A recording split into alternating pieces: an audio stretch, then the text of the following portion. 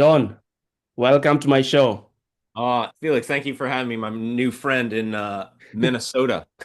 Yeah, thank you. Thank you so much for joining me today. If anybody is watching this and if they can go back to the time when they first received their bike and they did not know how to ride, but they kept it in a closet, in a garage, waiting and waiting for somebody to help them to ride the bike. But what they did not know is you only get balance when you begin to pedal. So today, I think the audience are going to benefit hearing from you today, from NASA to photography to now coaching, helping high performing individuals hmm to reach the success that they need. John, before we start, why don't you introduce yourself and tell us who you are?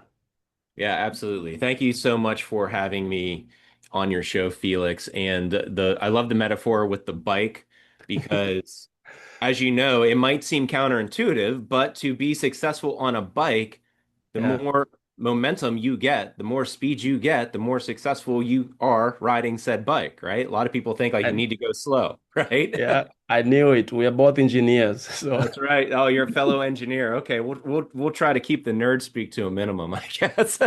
No free yeah, body diagrams being drawn today. yeah.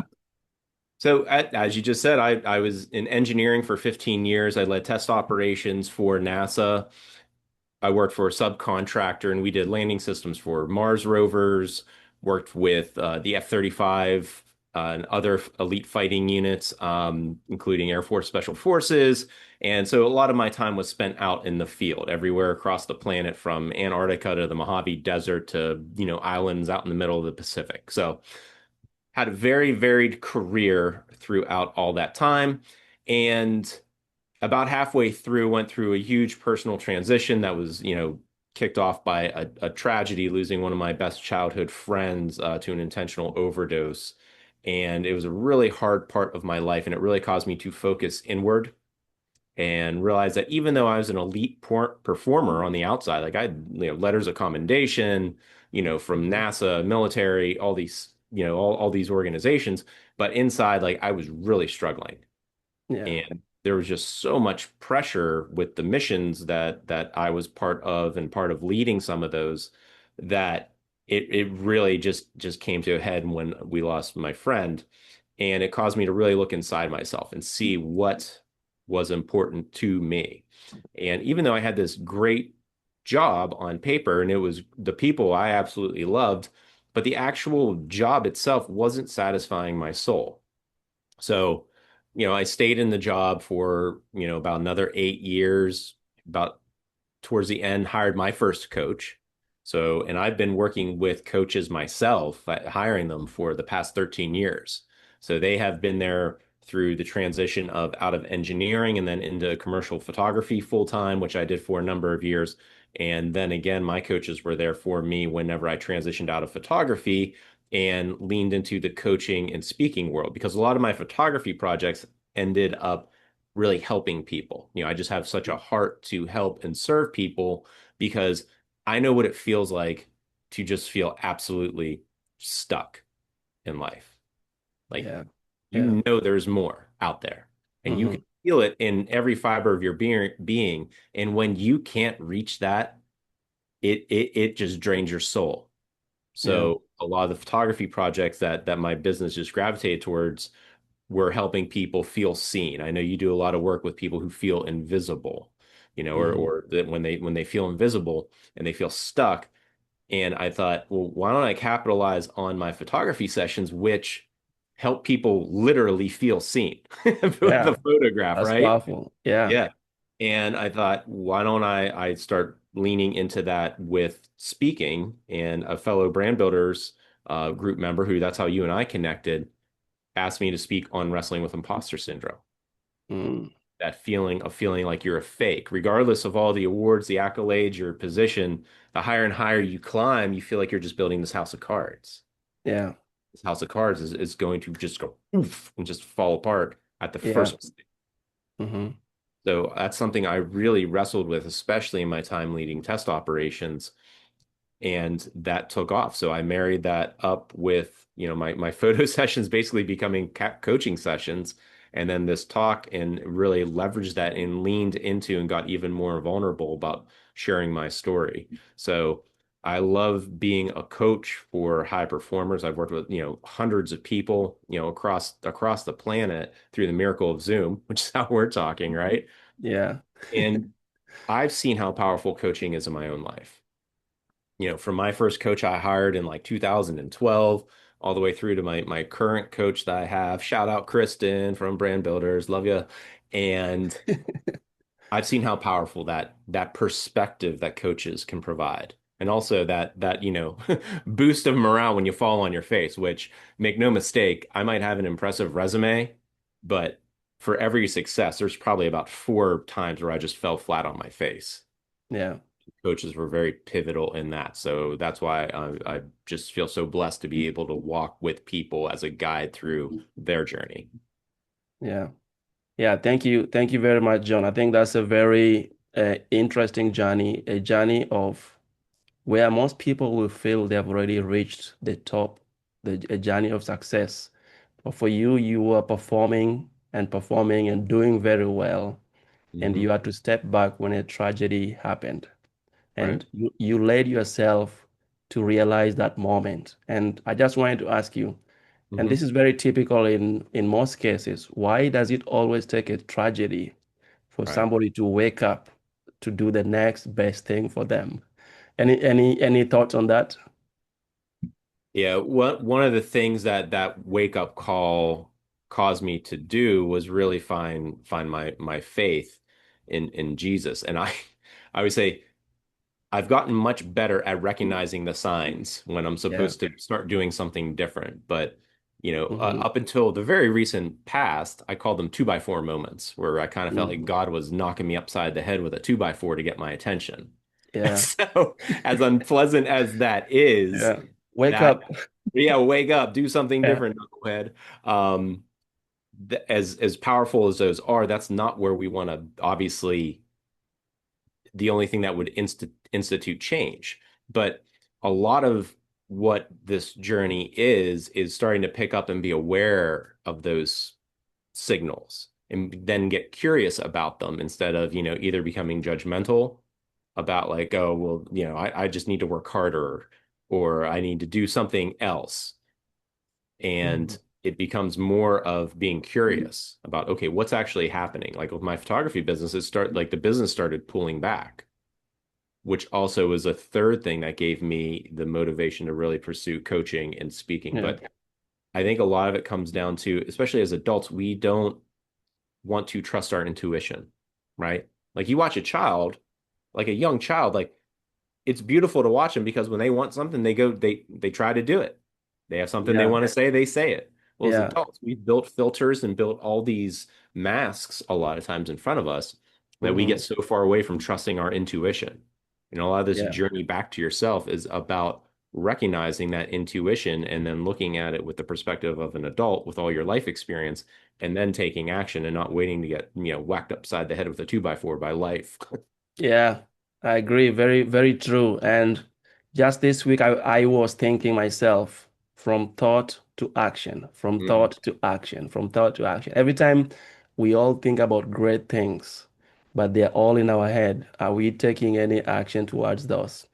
Yeah. And for you, I think that's very true in how you've led your life from NASA to photography to coaching and even to you are coaching people and also you are still embracing the coaching. People are still coaching you. So that's a very great, that's a very great tool or asset for people to think about in Mm-hmm. terms of development in their own life. Absolutely. Yeah. The quickest way to get where you want to go, Hmm. find somebody who's been on that path before. And Yeah, as they're coming back on the path, you say, hey, can I come alongside you and you show me the way? Instead of, yeah, standing there with a map or looking for a GPS signal, right? On your yeah, own. Like, we yeah. can go so much further when we have someone with us on the journey, especially if it's a trusted advisor that has been on that road before. Yeah. You know, I used to say, when I realized something all of a sudden, and I know it took me long to get there, but I think it took me so long to get there. I used to blame people. How Mm. come nobody ever told me that yet? How come nobody ever told me that yet? But Ah, for victim you, mentality. yeah, so I kept doing that for a long time and I turned it around. You talked earlier about the inner game. You saw something, you were working a very good job, working on very big missions, but inside you are not the same. So you look inward. So the inner game became a crucial reality. And I like how you turned around and looked inward.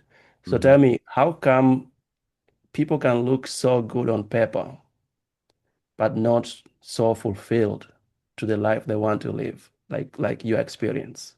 Yeah.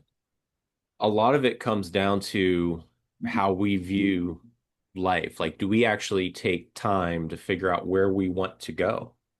Mm-hmm.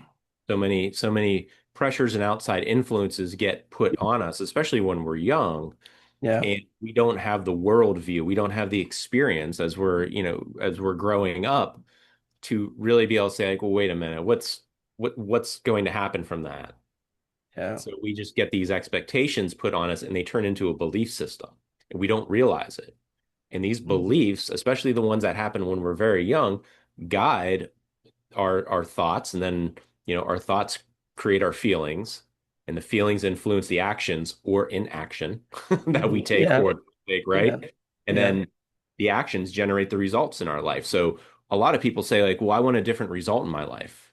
yeah. So, cause and effect is like, okay, we'll do something different, right? Like Hmm. that Yeah, makes perfect logical sense. And that's true. However, it's not the whole story. If yeah, we don't address the beliefs and first of all, become aware of them, become curious about the beliefs that govern our lives, the operating system, we think about our life like a computer. If we yeah. don't address those beliefs, Felix, Hmm. it doesn't matter the different actions we do. Yeah, We might be yes, able to do something different. I call it like white knuckle change. It's like where yeah. you're trying so hard and like you might change for a little bit, but then what happens? You snap right back. You go back like a So spring. yeah, Yeah, it's spring because back. those beliefs haven't been addressed. So that's what I work with people on. It's like what is actually the belief going on here? Because a lot of Yeah. people come, work with people that wrestle with, overthinking, perfectionism, procrastination. Hmm. Yeah, And I tell people it's like those are symptoms actually. And they're like, no, I'm just bad at time management. That's why I procrastinate. I'm like, no, that is not why you procrastinate. It is a symptom. yes. Yeah. We will get into the O.P.P framework. Like you, O.P.P, now you know You me. know Some me. O.P.P, My old O.P.P, you 90s. know me, right? That's right. That's right. Naughty by nature. Yeah, my old hip hop reference from the 90s. Yeah. So I'll have to find that song and listen to it. There you So go. I think one thing that it's forming here in this story, and I want people to kind of connect the dot. So at some point, you're working at NASA. Is it at NASA that you are working on Tesla stuff, or you are working at Tesla also as a different company? Oh no, not Tesla, not like Elon Musk, testing, Oh, test okay, operation. So like I was a systems level test engineer, and okay, that means our group was responsible for making sure that whatever we were building did what it was supposed to do. And if it yeah, didn't, we needed to find that out before it was, trying to land on Mars and disintegrating.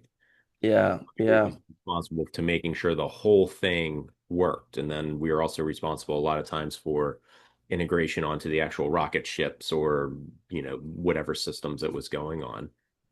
yeah. I like that what you are working on, and when I compare it to vision, you guys had to had to add a vision of how it will operate, how it will function in space, in a different environment where you are not even there. You have to believe that something will happen, whatever you're working on will come true without any issue at that moment. So I like that. And then next from there, a tragedy happens. And very sorry to hear about your friend.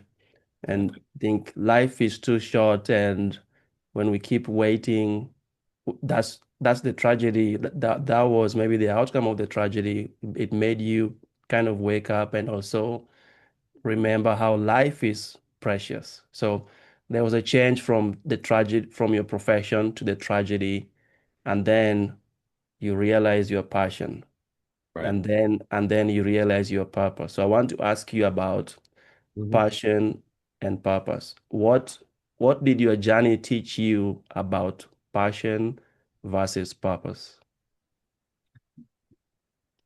So passion versus purpose. I've never heard it phrased that way. Good question, Felix. Yeah, So I think if there's a quote that I love. It says where your deep yearning and the world's deep hunger collide, yeah. that's where you should really focus. So Hmm. becoming aware of what really speaks to us, what has our natural disposition, what have all of our life events, really formulated this passion inside of us. And a lot of times if we look at it, when we look at the own pain that we have experienced in our life, that is where we can really lean into. And as Rory Vaden says, one of our mentors says, you are best suited to serve the person that you used to be, because Hmm. we understand that pain. We understand those trials, those transitions, those tragedies that we have gone through. And once we come through the other side of it, then we get to look inside of ourselves and be like, okay, how can I help someone who might be there in that position or similar position, and use my experiences to reach back out? Because there's a line in a Tim McGraw song called the song's Humble and Kind, and it's one of my favorite lines. We have it like up in our house. It Hmm. when you get where you're going, Yeah, don't forget to turn around and help the next yeah, person in line. And that's what it's yeah, all about. yeah, yeah. I like that. So, what I found out is about passion is that sometimes people find their passion in doing something they love, but I found out that passion is wasted potential Mm, without purpose. So you can find your passion, but if you are not doing it, if it's not purpose driven, mhm. you feel like you're achieving what you think you're achieving, but inside you're still empty.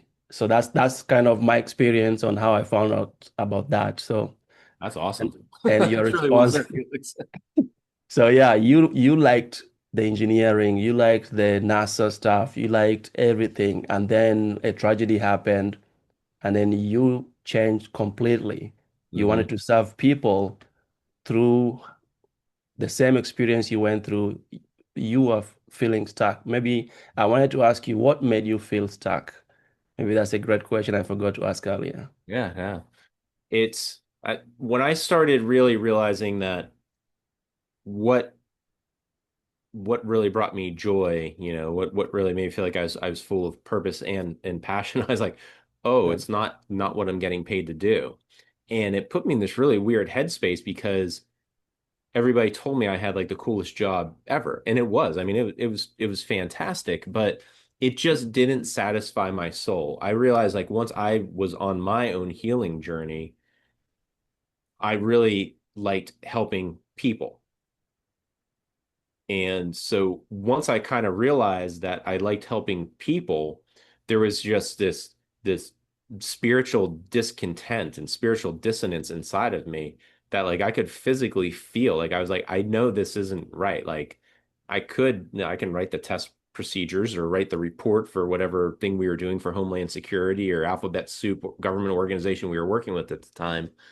But like it just never I never felt satisfied. I was like this I'm just like going through the motions is what I felt like. That's very true, and that's a reality for most people. Some Mhm. people lose their sense of purpose in whatever they are doing, and they have to find something else. Yeah. So what does self-discovery look like for somebody who's very high performing, high achiever? Yeah. What does self-discovery look like for them in terms of overcoming being stuck? Yeah.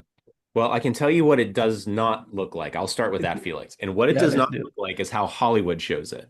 Yeah, Like, you're walking on the beach or you're driving, in your convertible, and it's like you have this epiphany. It's like, yes. And like the music comes on. It's like, oh, yeah, that's no, often what it looks like. Here's what it looks like. And buckle up, everybody, is it looks like, you know, sleepless nights. It looks like ugly crying.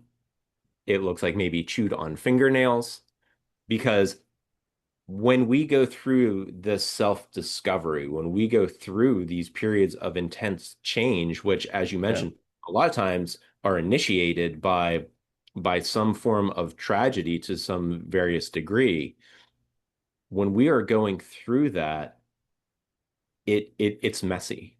yeah, It's really messy because you are number one, you're probably becoming aware of some beliefs you've been carrying that were probably limiting you.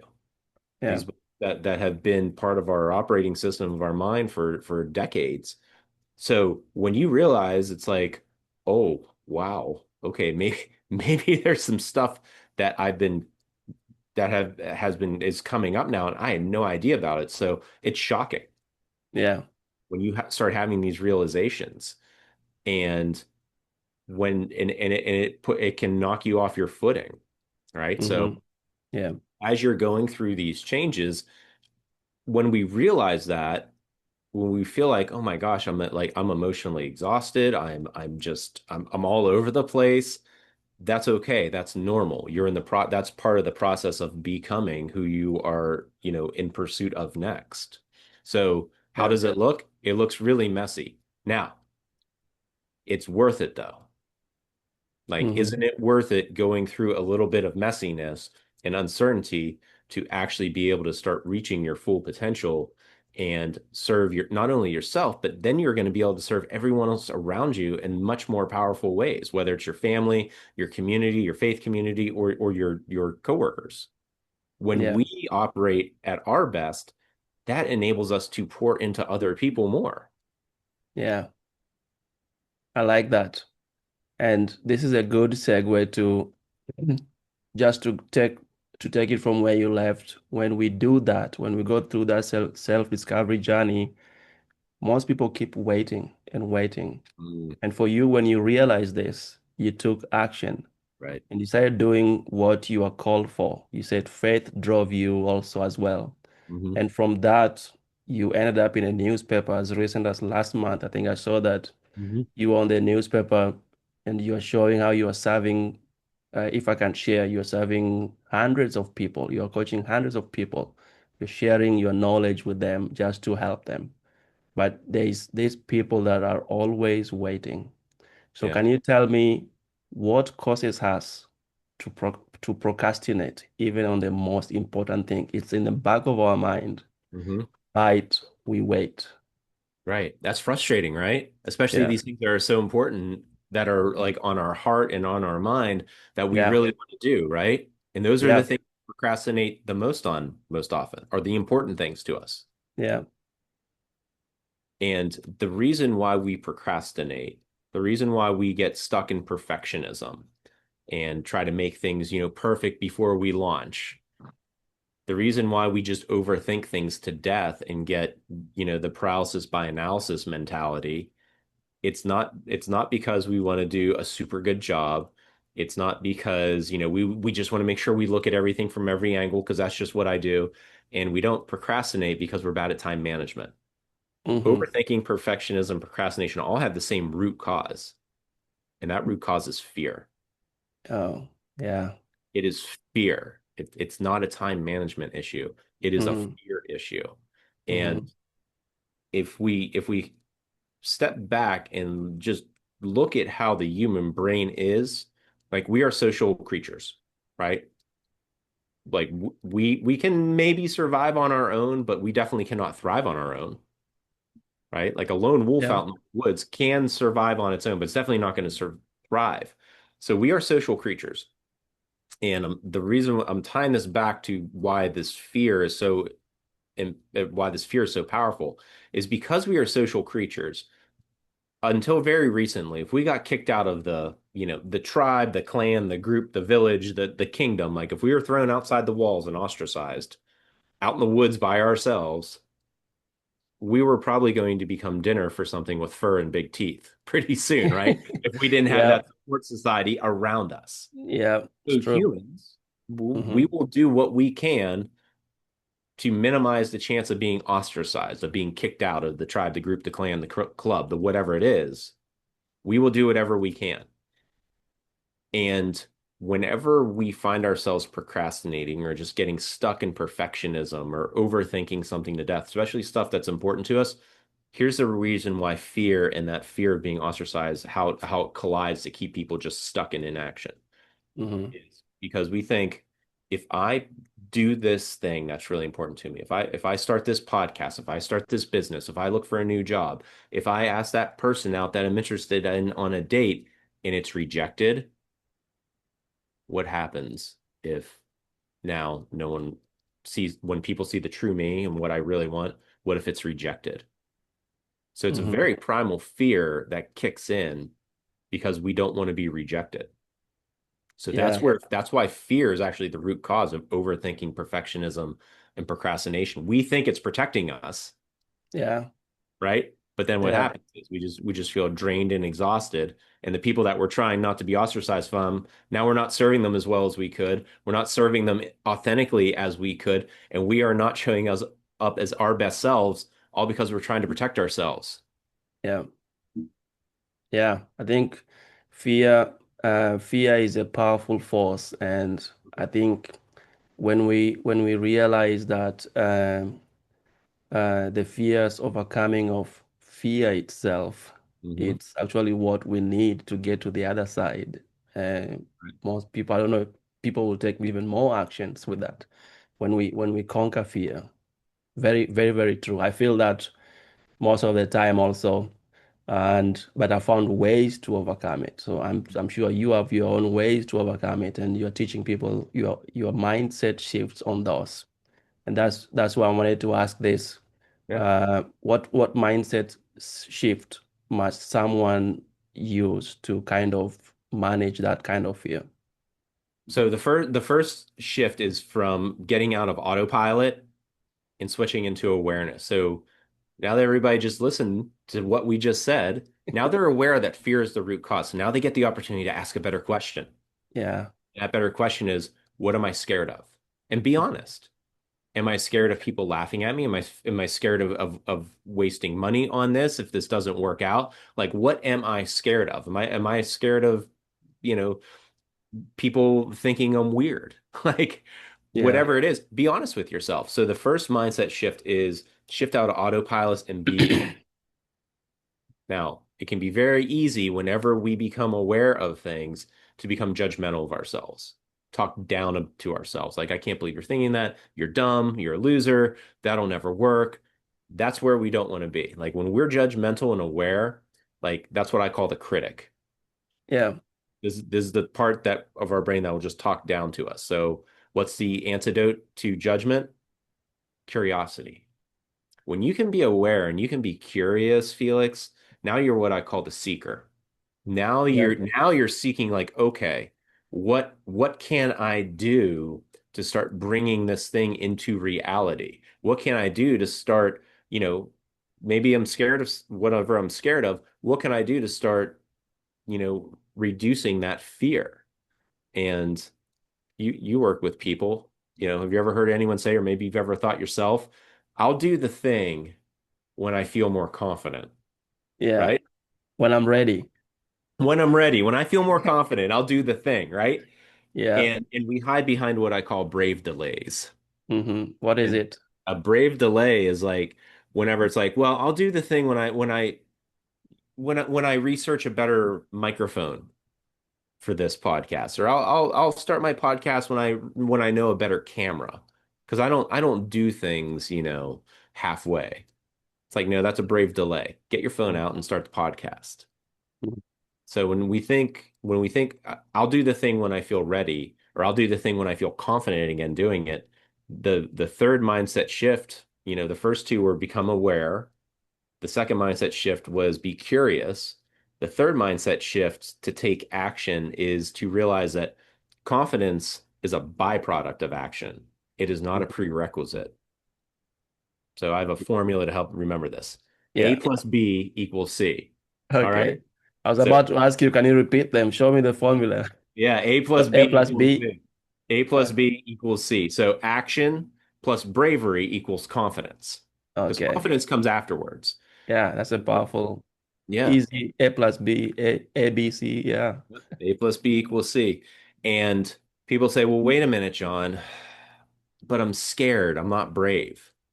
And Yeah. I say, perfect that you're scared. And they're like, they kind of look at me. I'm like, you can't be brave if you're not scared. Yeah. Because Yeah. bravery is not the absence of fear. Bravery is taking action despite being scared. So you Yeah. have to be a little bit scared to be brave. So action plus bravery, which means we're going to do the thing even though we're scared. Well, guess what happens that once we keep those promises to ourselves and we take action? Confidence is the result.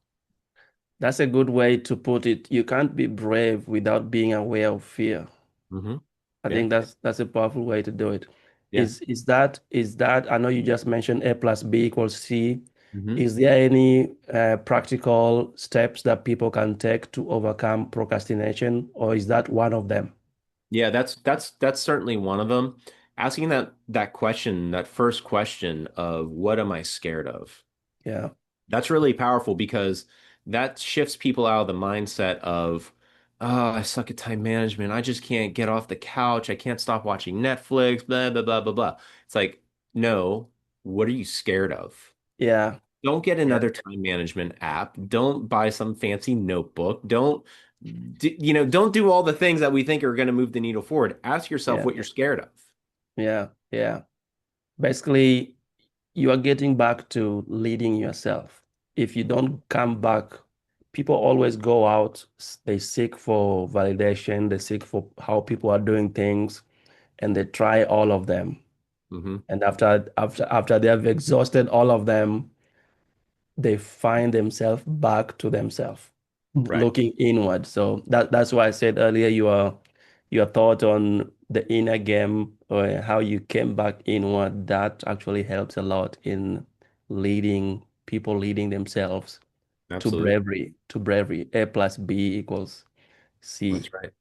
That's right. Yeah, Because anywhere you go, there you are, right? yeah, yeah, That's why when people like, you know, are not enjoying the job they're at, when they live in, Sydney, Australia, they don't like the yeah, job, they don't like the people, they don't like their house, all the things. I know what I'll do. I'm going to start over and I'm going to move somewhere. I'm going to move to Miami, Florida, halfway around the yeah, world. Well, guess yeah, what? Whenever they move to Miami, it's a new job, it's new people, it's a new building, but they're going to have the same problems because guess what the constant is? Them. yeah, yeah. Them. Like Exactly. Yep. I have the same mindset. People leave companies, company A, company B, company C, mm, and whatever they're running away from, it's in all those companies. right. They are the determining factor on how they can shape their Mm, what makes them what they want to become. Going to another company, going to another state, all those things follow you yep. unless you accept yourself. Yeah. Yep. And So you as mentioned something about photography, the reason why you started doing photography earlier on, and it was your way for uh, maybe feeling seen or for others to feel seen. Can you comment on that? Because some people might have fear, but also they might not feel seen. And I think I like how you framed, I forgot the exact sentence you said, how you switch from photography to from what you are doing to photography, and your work ended up being in the National Geographic. So now people know you because of that. Can you comment on that? In addition to fear, people might be feeling unseen. so photography had always been a hobby of mine. I think I got my first camera when I was 7. And Mm, it always the reason why I loved photography so much was because I look at things differently than most people. And I always felt like a freak. And when my photography started getting recognition, I started realizing like, oh, maybe the fact that I look at things differently is not a bad thing because Mm. people like the unique points of view I would take photography from. And I wasn't comfortable photographing people until, I started doing photography full time. I always felt um, very unsure of myself Mm. photographing people because, all the fears that I had, especially at that point in my life, was, what if I look foolish in front of someone? What if I don't look like I know what I'm going to do? Because I'd built this kind of perfection, facade up like before Yeah. like I went through my transformation. So I never actually wanted to photograph people until I Mm. built my confidence up on that. And the way I built my photography career was just continuing to do things that I felt called to do that I enjoyed doing. Like that Yeah. picture that was featured by National Geographic Your Shot in 2016. It's actually behind me. It's that green thing right there that I'm pointing That to. one? Okay, I Yeah, that's see. it. Yeah. And what it is, it's a leaf in like duckweed. It's kind of like moss on the water. And that photograph was taken with an iPhone 5S, Mm-hmm. right? Like not professional gear by any means. Like it's Mm-hmm. laughable. That photo that was featured by National Geographic Earshot was taken with an iPhone 5S in a stormwater drainage pond behind a chicken parts processing facility. Like Mm-hmm. you can't like come up with a less glamorous photography location. Yeah. The gear didn't matter. The location didn't matter. What mattered was the vision I had and my curiosity and my awareness of what's going on around me. So Yeah. that's what I built my photography career on. Yeah. I like the idea of photography and how you relate it to people feeling unsure how they look. You can see every time people pose for a picture Right. and they look to see how the picture looks like and they say, check again. Yeah. So it's very relatable. Yeah. Yeah. Yeah. So think I've asked you this already, but is there anything that you think trip people the most, but they're usually not aware of or they don't even realize? Mm. I think what they don't really realize, like these limiting beliefs that they have, is they don't realize how far back these beliefs go. Yeah, And what they don't where people get really hung up on themselves, they like to be very negative with themselves. Like I yeah, should know better. I should be able to do this. I shouldn't do that. And with test engineering, what I did was art, like when things would not work right, like our part of our job was figuring out the root cause of what happened. yeah, Like, why did this thing, as I would write up in my reports, why did this thing just energetically disassemble? AKA, why did this thing explode when it should not have, right? yeah, yeah, What's the root cause? Well, like getting down to it, like getting past all the symptoms. So, what people really don't realize is that these beliefs that they have, they were created when their worldview was very narrow. mm-hmm. That's why we create Yeah, so many powerful beliefs when we're young. yeah, It and why they are what they are is because when like we're hardwired as kids to trust what adults tell us. Like because we yeah, we realize in our primal parts of our brain, like kids can't, they need adults to survive. So what they say is very impactful.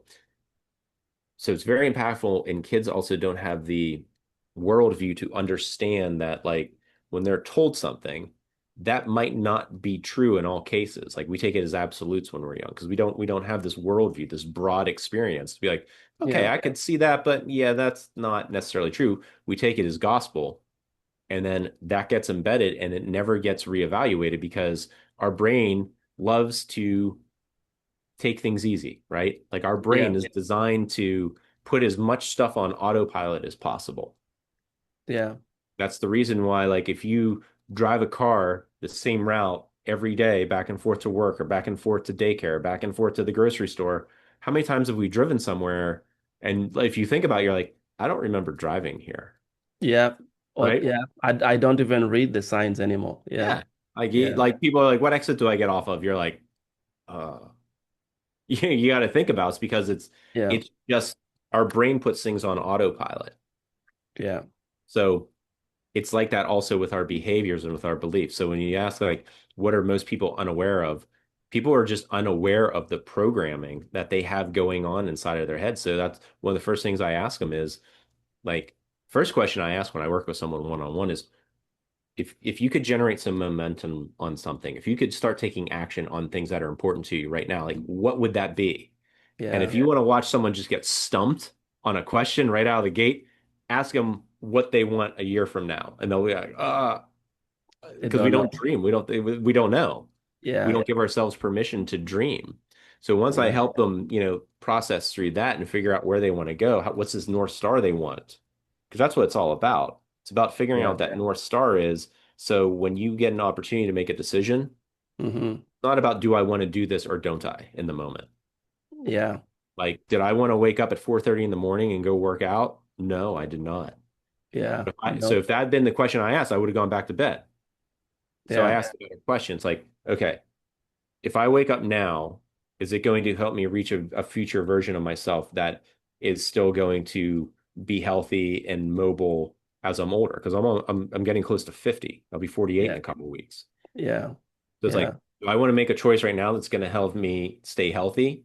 Or do I want to just kind of stay stuck where I'm at? I'm like, I don't want to Yeah. stay stuck where I'm at. That's not what I want to do. That's different Yeah. question than do I want to do this or don't I? Yeah. Yeah.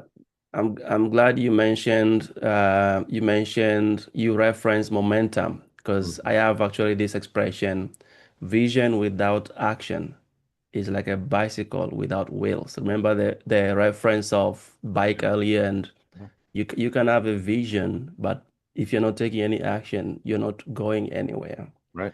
And also, I like you say that you're getting close to 50 and you actually thinking, probably you're thinking, when I retire, what life do I want it to be? And I interviewed someone a few weeks ago, and he shared with me a shocking statistics. 98% of 80-year-olds regret the life that they have lived. Mm, Remember, this is almost like the entire universe. yeah. 98% of 80-year-olds regret the life that they have lived. So imagine how late most people realize this. Right. That you are very earlier there. You are now thinking about that. So you're most likely not going to regret. No regrets. Yeah, no regrets. Everybody, yeah. Love that meme. So I like that. Yeah. So I want to ask you, Yeah. how do you define your personal brand and what problem does it solve exactly? Yeah. So my personal brand, I mean, it's centered around action because whenever I was taught by one of my mentors, he said his name was Johnny Alsasser. He said, ask three people that you trust implicitly what they think of when they hear your name. Mm, I mean yeah. that was awkward to do. Like I make no bones about that was really awkward to like text my buddy Matt and Jeremy and my coach Chris and be like, hey, but every single one of them said the same thing. Action, action, action. Like when they think of me, they're like, you're just gonna do it. Mm-hmm.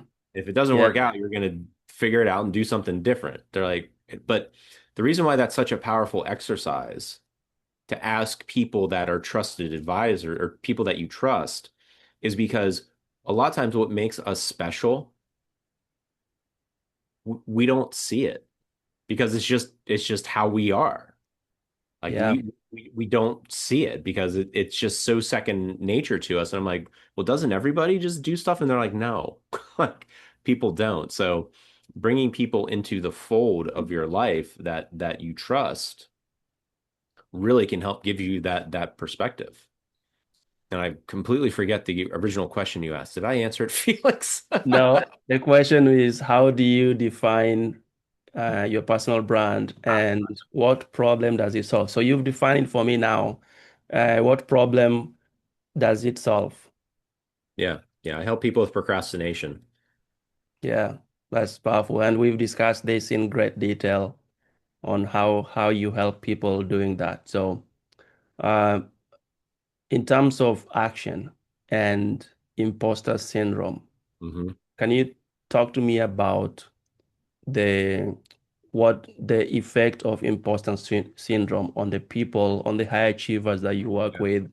What kind of effect does imposter syndrome has on them? Oh man, imposter syndrome, that feeling that you're a fake regardless of what you have accomplished so far, it just detracts from your happiness. Yeah. Like I can remember getting a letter of commendation. It's actually one of they're both hanging up behind me here over the Mhm. shoulder. I remember when the team and I received those from the government. Right before they said my name, we're in front of like the whole company. Right before they said my name and handed it to me, I had this fear that like, oh my gosh, they're gonna realize that I should not be receiving this. Ah, They're gonna realize I was faking it the whole time. We're talking like like it's laughable to think that because yeah, like we're talking like a multi-year project that like if I wasn't pulling my own weight, like it would have shown up. yeah, yeah, Like so like in the thing that we did, like it was out doing what it was supposed to be doing. It's actually still yeah. out there. It's like 20 years later. Mm-hmm. And so what does imposter syndrome take away? It takes away the joy because as soon as I got that award, which by the way, I was having a panic attack on stage because I was like, oh my gosh, they're going to find out I was faking it. I don't really remember them calling my name. I don't remember getting the award. I remember like getting the award, standing in line, like having like heart palpitations almost. And then as soon as they let us leave, I took those two letters of commendation and stuffed them in my desk for a decade. Yeah, yeah, So it will rob you of your joy, of your peace that you have worked so hard for. yeah, yeah. I have two things to say about that. Me too. One time I received the VP of Engineering Excellence Award. Wow. So I when I got that, it was a surprise. Mm, And I felt so happy. And then after a few weeks, it's like it never happened. yeah. So like you have it, like you're saying you stuck it under the desk. For me, it was my mind. I received it, but like I wasn't looking forward to it. So the difference between me and your experience in this example is you worked hard, and then there was a day of people getting the recognition, Hmm. and you are either expecting or not expecting and wondering if you will get the recognition.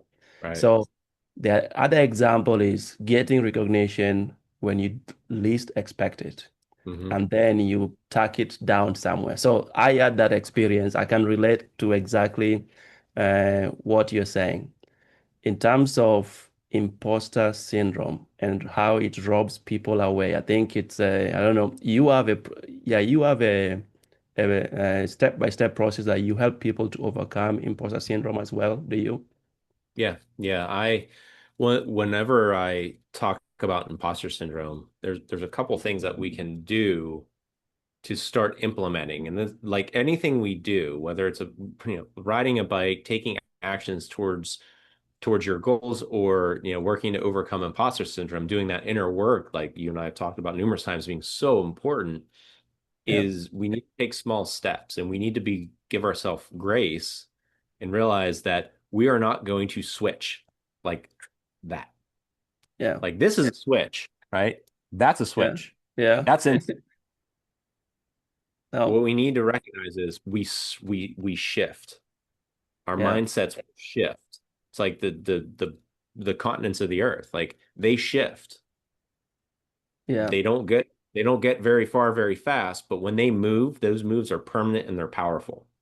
And yeah, that's the mindset we have to adopt with our mind. So some frameworks, if you're wrestling with imposter syndrome, is be aware of how you are talking to yourself, right? Like we already talked about, like wherever you go, there you are. So when we are talking to ourselves, a lot of that has to do with how are we talking to ourselves when someone is trying to speak life into us, when someone is trying to give us a compliment. yeah, Like there are like there used to be in my life like such discomfort around when people would give me a compliment. yeah, I would deflect it, I would kind of dodge it, I would put the I'd maybe put the compliment towards someone else, and all under the guise of being humble. I'm a humble person. No, Yeah. I'm not. I just felt really awkward when people would single me out and be like, "Hey, John, you did a great job on that. I just wanted you to know." Like, hey, I'd be like, "Oh, were you really paying attention?" Like, I'd say some snide remark. So, if you find yourself doing that, if you are someone, a listener out there who has trouble receiving a compliment, recognize that when you deflect a compliment, two things are happening. Number one is you are talking down to yourself, and your brain is always paying attention. So basically, you're telling your brain, like, yeah, no, we're not that good. Yeah. The second thing that happens when we reject a compliment is it also is not a pleasant experience for the person who just went out of their way to say something nice. Yeah. So, what do? Well, I have a patented three-step process. Would you like to hear it for how to accept a compliment? Yes. It's patented. Like it's Oh yeah, patented. oh yeah. It's Right. patented and it's highly complex. You might need to write this down, listener. All right. So, when someone gives you a compliment, step one of my patented three-step process to receive a compliment is you smile.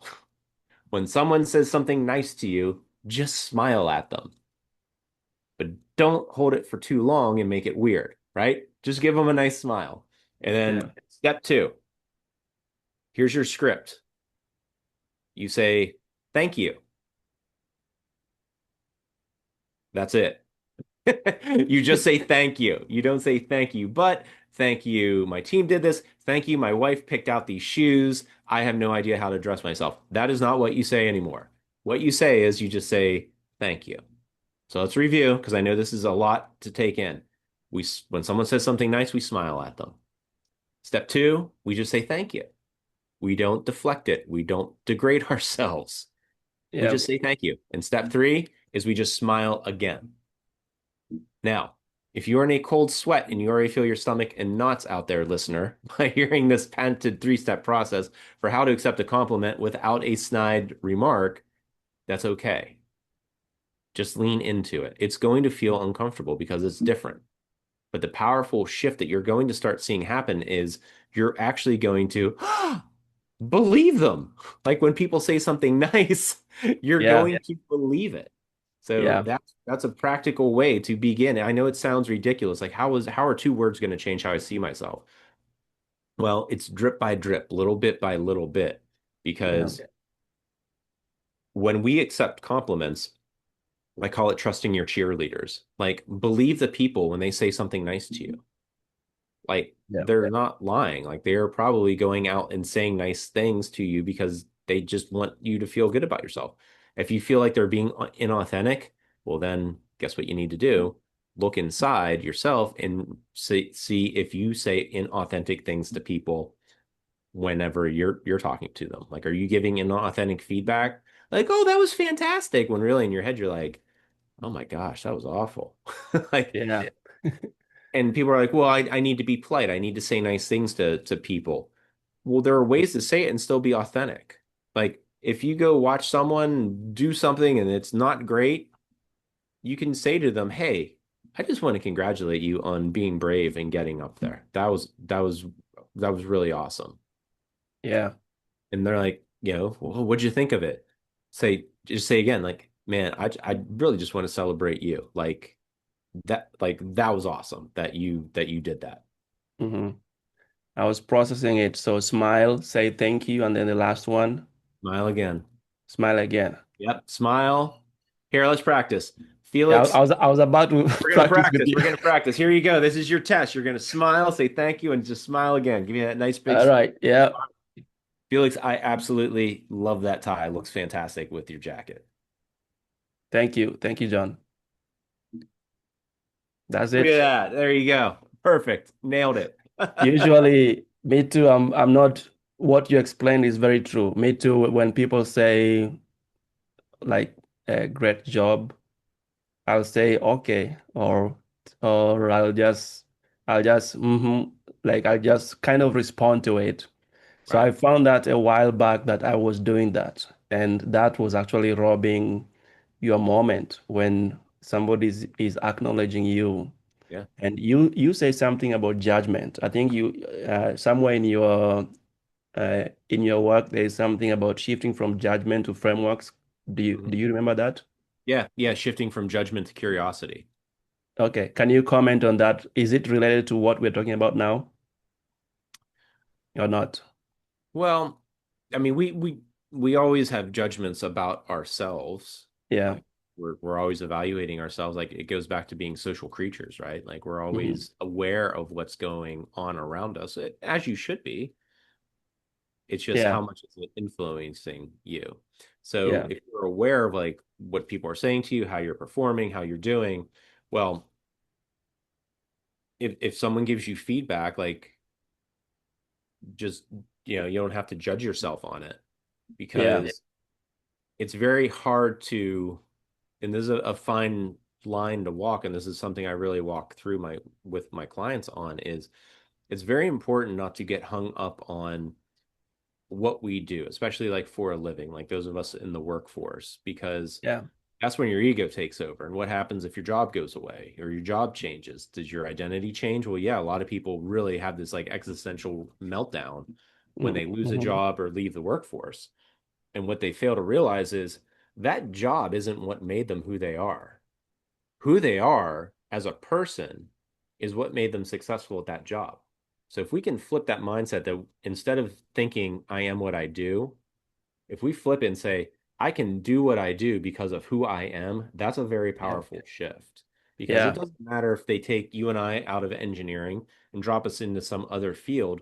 What made us successful at engineering, whatever your career field is, it's all about figuring out how to retool it and reapply it then to a new arena.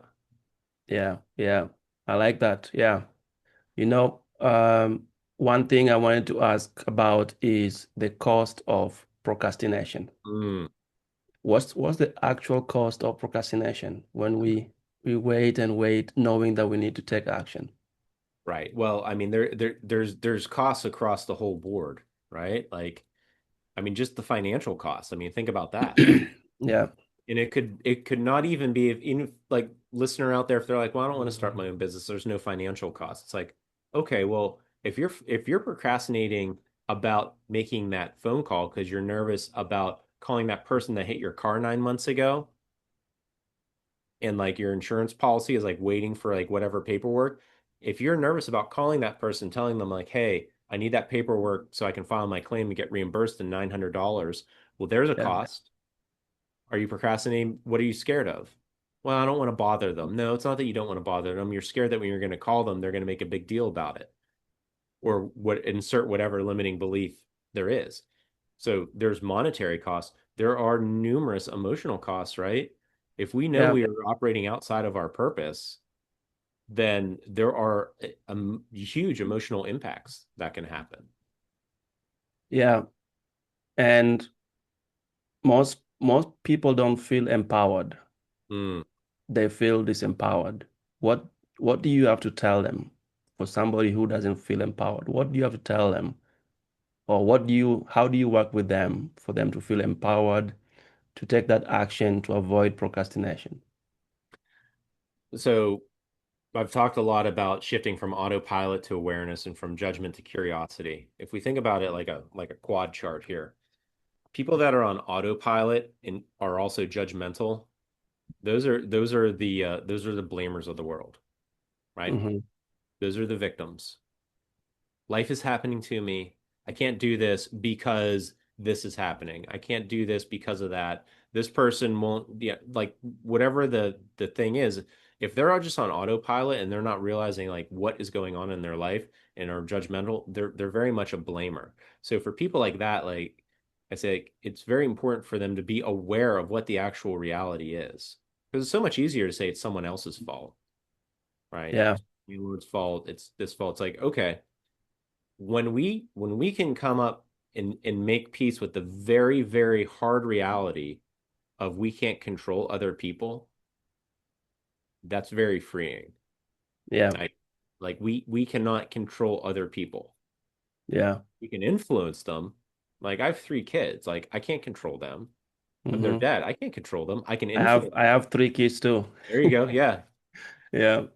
Once we release this expectation that we should be able to control everything or someone's going to come save us and be the, come, and save the day. Once we release those myths, that's very empowering. It might seem a Yeah. little scary at the beginning to realize no one's coming to save you except yourself.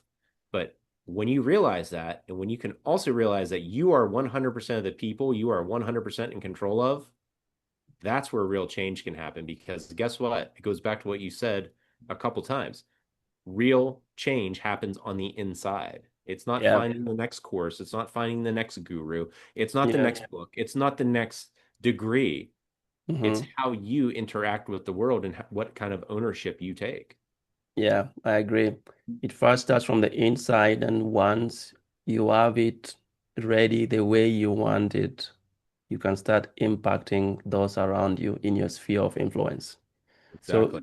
you talk about, people talk about one day I will do this, one Mhm. day I will do this, and they keep doing that. And you have a way to frame it that you tell them not to think about one day, they should be thinking about day one. Can you tell me about what you mean by that? Absolutely. So one day is some non-specific nebulous day in the future, right? Yeah, Or maybe even told yourself, I'll start it tomorrow, yeah, right? I'm gonna do it tomorrow. But tomorrow never shows up wearing a cape to save the day, does it? no, no, Tomorrow's gonna show up wearing like a nice tailored jacket. So when it comes time to give you another excuse, it's gonna be able to pull this excuse right out of its jacket and be like, oh, here's another excuse for you. mm-hmm, Tomorrow, like, if we think about it, like dressed up like a spy, like a saboteur, sabotaging us. It's wearing those nice gloves, right? It's not wearing yeah, gloves for fashion. It's wearing gloves to keep its fingerprints off of your stolen time, because that's all the promises of tomorrow do. yeah, So when we start talking about one day, like there's nothing to that. There's nothing you can pin a tail to or pin action to. Like one day is just one day. Well, is it the end of June? Is it tomorrow? Is it 10 years from now? Like what's one day? That's not fun to talk about. It's fun maybe like, oh, one day I'll start a business. No, okay, wouldn't you rather get started on day one? Meaning like, let's just start taking action now. yeah, Imperfect, small, consistent action. yeah, Let's stop waiting for perfect. Like let's just take the first step. yeah. I have a good example. So my daughter, we have a bike. So this just happened like 3 weeks, a month or two ago. Hmm. She came to me. I was sitting outside on my laptop. She came to me and she wanted me to remove the training wheels. Oh boy. But always, she was always leaning on one side. She did not say, one day I want to remove the training wheels. She just came like we were talking about the mind of a child, how they think and how they just want to do it. Hmm. So I said, if you can drive, if you can bike with the training wheels without leaning on one side, I will remove the training wheels. So I brought her to the top of the driveway and I gave her a small push Hmm. and she kept pedaling and she tried a few times and then she came back and she said that she was ready. So I removed the training wheels and then I pushed her again.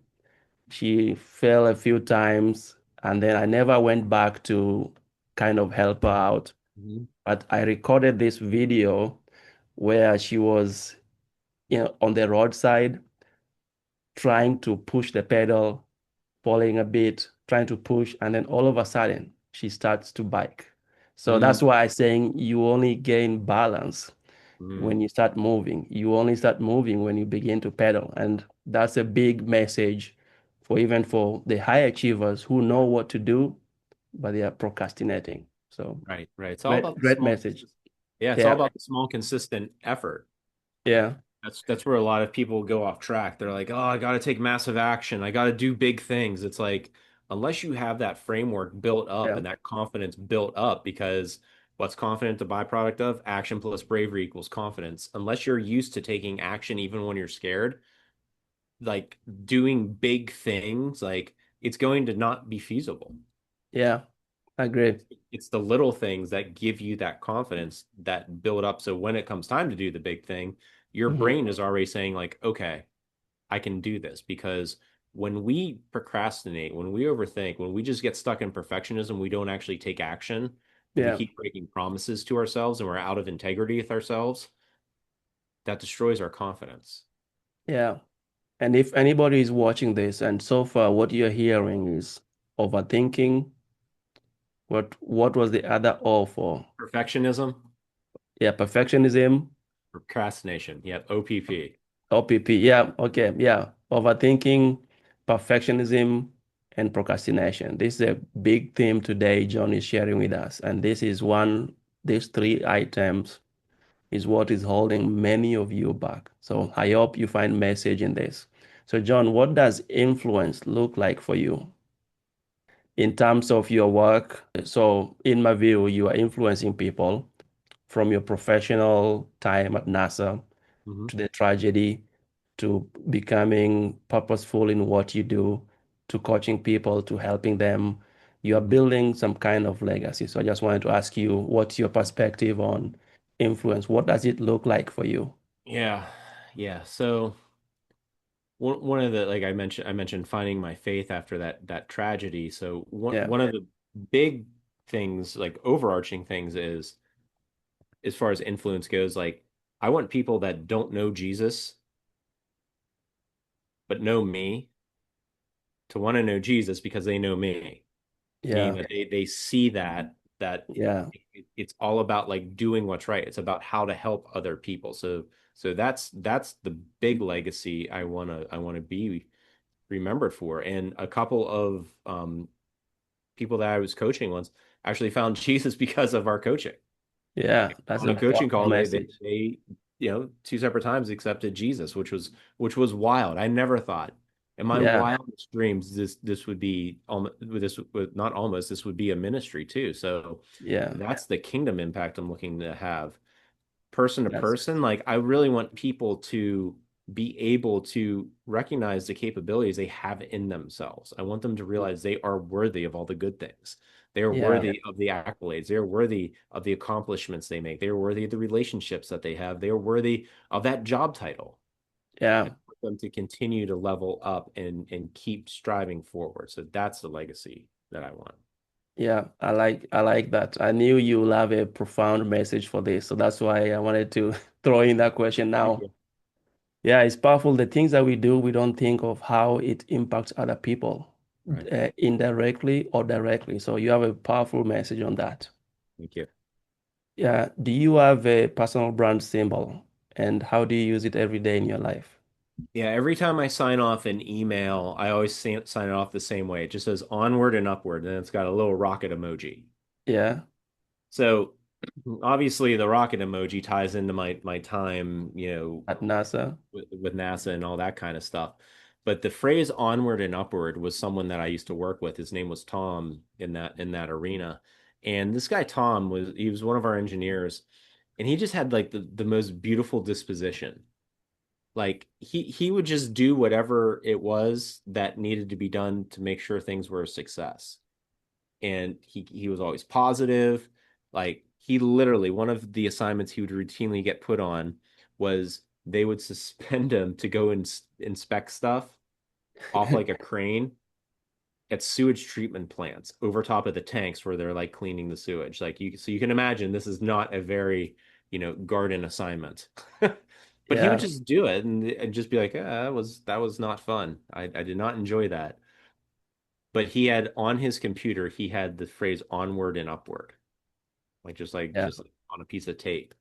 And I just always respected that because at that time in my career, like that was not the disposition I had. I was not like Tom. I'm like, look at this fool, always yeah, just okay with whatever. But yeah, as I matured and got older, I thought that's the mentality I want to adopt. I want to adopt that disposition like Tom had. And the phrase onward and upward is just a continual reminder that we're going forward.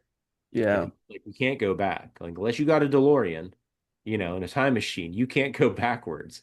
So we're yeah, always going onward. And the upward part is a reminder that we are always, we have the opportunity to continue to level up to ourselves. One of my mentors, Tim Hahn, said, people always say to him, they're like, "Hey, you've built this giant business. How does it feel to have arrived?"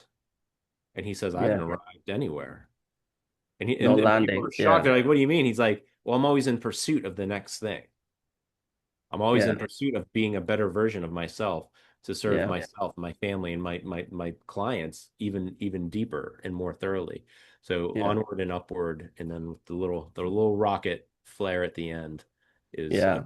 brand statement for mine.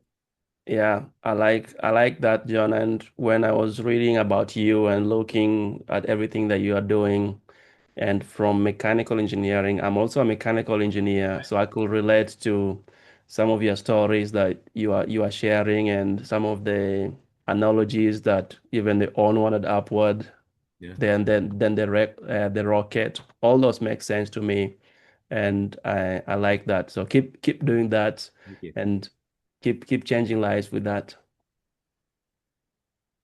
So, John, rapid fire question now. Are you All right. ready? Do I have to like stretch or get ready? I'm a little nervous. Yeah. Should we do the rocket emoji onward and upward? 5, 4, 3, 2, 1, launch. All right. What's the biggest myth about leadership?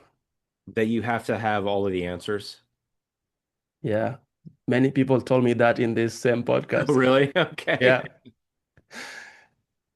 One book every business leader should read about. Hmm. It is called, let me look at it. It's right here. The Road Back to You by Ian Morgan Crone. It's about the Enneagram communication style, understanding how to communicate with all types of communicators. The Road Back to You. I like the title because it kind of summarizes what we are talking about. People go back looking elsewhere until they come back to them. Right. Yeah. Exactly. There's a common thread here. Yeah. Morning routine or a night owl? Morning routine as I've gotten older. Why? Well, my kids had a lot to do with that. They're all teenagers now, but whenever they were infants and very young, they got us up early, and that's just what I got used to. I used to talk about sunsets, and now I find myself waking up at the time I used to go to bed. Yeah. One thing people always get wrong about you. That I have it all figured out, that Yeah. I'm doing, and I haven't fallen on my face. That's why I try to be very transparent. Like for every success you've seen, like there's so many things where I've just flat out not done it right or failed or it didn't work out like I thought. Your reputation is what is sending that message. Do you think that is an imposter voice in you responding to that? Or No, doubtful voice? Or, yeah. well, I think it's just natural for people to only look at what works or what work. Like when people are Yeah. successful, like there's no such thing as an overnight success, right? Like it might seem like people come out of nowhere, but they've put in the effort over the months and most likely years to hone that, but no one sees that. No one remembers it. That's why when you see like a video footage of like some like famous star when they're in like a advertisement for their local hamburger joint 30 years ago, it's like, oh, I can't believe that was Steve Carell in a burger joint ad. Yeah. Like Yeah. a movie star now. It's like people forget that. So yeah, I don't think it's an imposter voice. It's just it's what people see. Because Yeah. guess what? People aren't seeing this stuff whenever before you've reached some kind of acclaim. Yeah. I agree. So, rocket science at NASA, photography at National Geographic, Hmm. and now coaching high performing individuals. Hmm. Which of those has pushed you the most outside of your comfort zone? Hmm. I would say I would say probably what I'm doing now because I have the most awareness. Because Yeah, when I was in engineering, a lot of times I would do it just for my ego. I would do things that would make me look good, make mm, to yeah, get into the next thing because the reason why I was so focused on how it made me look was I had such low self-confidence at the time. So I was looking for that external validation, like we've talked about throughout the our yeah, time. So I wasn't really growing then. Like I wasn't hmm, really being pushed. I was just always after the next thing because guess what? I always thought the next thing was going to make me feel good about myself, which spoiler alert, it didn't. It just built me up on this like even higher pedestal that I felt, oh man, now I really have far to fall. Um, the photography helped me grow at like understand business for sure and to Okay. understand the importance of to keep just going, like make adjustments. And the coaching is I'm in this point in my life now where I have a lot of awareness. I have a lot of curiosity and working with so many different people, like it continually challenges me to make sure that my messages land that number one, I'm hearing people correctly. That goes back to the importance of that book, The Road Back to You, that I'm hearing people correctly and that I'm also articulating it in a way that's going to land for that person. Because people hear messages differently, right? Yeah. I have a framework that shows what the top 1% do differently than the regular high performers. And I'll show you later, like I'll Yeah. find time and show you. I think you might be a good input for that. I'm still Cool. working on it. All right, awesome. If you weren't in this industry, what would you be doing by now? Whew. I don't know because I've continually like reinvented myself. Like I've switched like major industries. Like this is my third major shift. So I feel like that's what I'm doing. Yeah. I don't think I'm dodging the question. I think that's just a statement of fact. Like I've really made transitions as I felt Mhm. I've evolved as a person. That's what Yeah. I have done. And it's been Every response is fair to this question. There is no right or wrong. all right, cool. And that's my final answer. What's the first word that comes to mind when you hear the word imposter syndrome? Like fake. You're just feeling fake, unworthy. Yeah. Action. Well, yeah, Yeah. that's the antidote for it. Yeah. Yeah. If leadership had a soundtrack, what would your theme song be? Leadership had a soundtrack. All right, let me think what leadership. I know like there is a song that I keep as like a soundtrack to my life. It's by a band called The Struts. Hmm. It's called Could Have Been Me. Yeah. It's a song entirely about talks about like it says I never want to waste my time. I never want to waste this life. I never want to say in my life, I think that could have been me. I have to look for that song. It's a powerful song. It Yeah, sounds like a it's powerful song. extremely Yeah. powerful. Yeah, it could have been me by the Struts. So, and I guess I you can count that as like a leadership because with like leadership, even in my family, like I never want to like say like, oh, I should have done that. I guess I Yeah. should have like taken like an hour out of my day to work on that bike ramp with my son instead Yeah. of that PowerPoint. Like so that always does like it like I never want to say it could have been me. I never want to look back and have regrets. Yeah. What's next for you? Any big adventures coming up in the horizon? Absolutely. I'm doing something that has me absolutely scared to death. So What is it? I have to keep reviewing my own content so I keep moving forward towards it. So I'm getting ready to create an online program. Okay. Yeah, like a coaching program. Yep. Yeah. Yeah. Basically taking a lot of the frameworks we've talked about here, like with the autopilot to awareness and then the judgment to curiosity, like that's going to be, like the master class that people are going to have access to. We're doing this in June, so like by the end of August, and then taking them into, the six leverage points I have for success, which are confidence, action, legacy, um, focus, and having boundaries and structure in your life. I have one of my pillars is also legacy. So I Nice. think there's a lot of connection there. Absolutely. What's the best piece of advice you've ever received?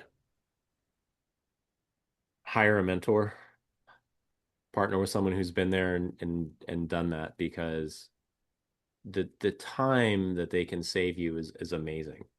Yeah, that's very true.